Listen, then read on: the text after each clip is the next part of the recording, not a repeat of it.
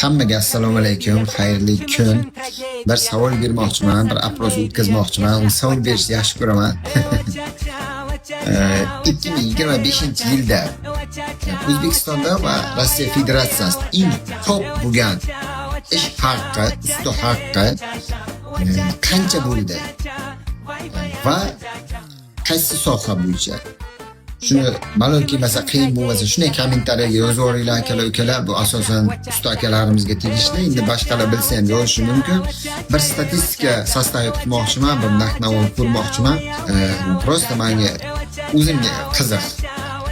Chunki mana 2025-yilda plitka terdirmoqchi edim polga.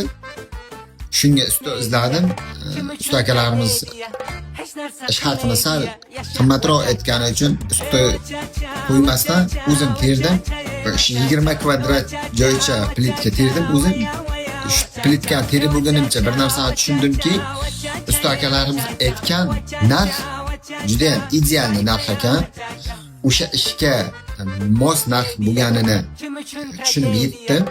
Shu terish jarayonida, chunki sport bilan muntazam shug'ullanib yurishimga qaramasdan tovonimdan sochimni uchigacha og'ridi.